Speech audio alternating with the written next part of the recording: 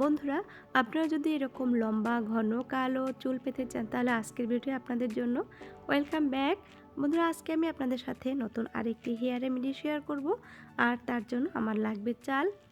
চাল আমাদের চুলের জন্য ভীষণ উপকারী একটি উপাদান।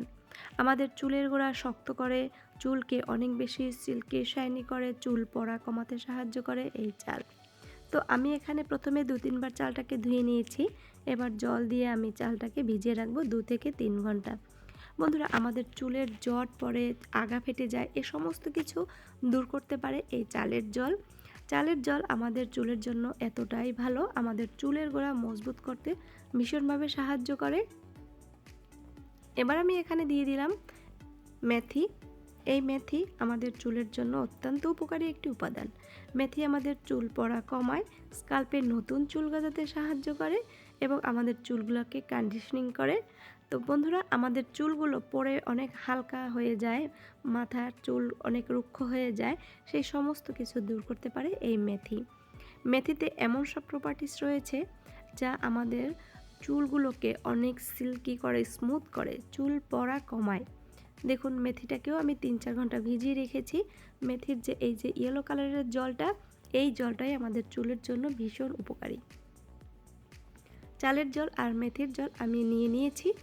এই জলটা আমাদের চুলের অনেক গুণ গ্রোথ বাড়িয়ে দেয় এবং ফাস্ট হেয়ার গ্রোথ হয় এই জলটায়। আপনি দেখবেন যখন চাল ধোয়ার জল আপনি যে কোনো চারা গাছে দেবেন তখন সেই গাছটা কিন্তু অনেক সুন্দরভাবে বেড়ে ওঠে। তেমনি আপনি যখন চুলে লাগাবেন তখন আপনার চুলটাও অনেক দ্রুত বাড়বে এবং আপনার চুল পড়া কিন্তু কমবে। তো বন্ধুরা, আমি জলটাকে 2টো বাটিতে নিয়ে নিয়েছি। এই বাটিতে আমি মিশিয়ে দেব এবার সামান্য পরিমাণ নারকেল তেল। আমাদের এখানে এখনও শীত, যার কারণে তেলটা জমাট বেঁধে আছে। আপনারা এখানে নারকেল তেলটা ভালোভাবে মিশিয়ে নেবেন।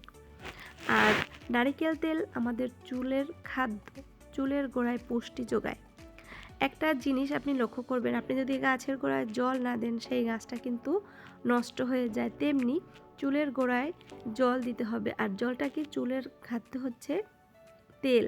তো এখানে নারকেল তেল আর ক্যাস্টর, আমি 2টো তেল ভালোভাবে মিশিয়ে দিচ্ছি। তেল দেওয়ার কারণে দেখবেন আপনাদের চুলগুলো অনেক সতেজ হবে, চুলটা কালো হবে, সিল্কি হবে। তো বন্ধুরা, আমি এই বাটিতে তেল মিশিয়েছি আর এটাই মিশিয়ে দেব এবার শ্যাম্পু। আপনারা যে শ্যাম্পুটা ইউজ করেন সেই শ্যাম্পুটা এখানে নিয়ে নেবেন। তো আপনারা যখন চুলে শ্যাম্পু করবেন সেই সময় স্নানের আগে আপনি এরকম, বাড়িতে তো ভাত রান্না করেই আমরা সবাই, তো সেই ভাত রান্নার সময় জলটা আমরা ফেলে না দিয়ে এভাবে যদি একটু রেখে দিই, সেটা আমরা যদি স্কাল্পে অ্যাপ্লাই করি তাহলে দেখবেন আস্তে আস্তে আপনাদের চুল পড়া কমবে, আপনাদের চুলগুলো অনেক বেশি ঘন হবে এবং আপনাদের চুলটা অনেক দ্রুত লম্বা হবে। তো আমার দেখুন 2টো জিনিসই মেশানো হয়ে গেছে। এবার আমি এটা আমার মেয়ের চুলে অ্যাপ্লাই করে দেব। আপনারাও যখন শ্যাম্পু করবেন, শ্যাম্পু করার আগে, স্নানের আগে এইভাবে আপনাদের চুলগুলোকে একটু ফাঁকা করে নিয়ে চাল ধোয়া আর মেথির জলটা আপনাদের চুলে অ্যাপ্লাই করে দেবেন। তারপরে এটা বেশি সময় না, 10 থেকে 15 মিনিট রাখবেন, তারপরে শ্যাম্পু করে নেবেন। তারপরে দেখবেন আপনাদের চুলটা কতটা সুন্দর, উজ্জ্বল, মসৃণ, সিল্কি হয়। তো বন্ধুরা, আমার ভিডিও যদি ভালো লাগে অবশ্যই চ্যানেলটা সাবস্ক্রাইব করে রাখবেন। সবাই ভালো থাকবেন, সুস্থ থাকবেন। দেখা হবে নতুন ভিডিওতে। বাই।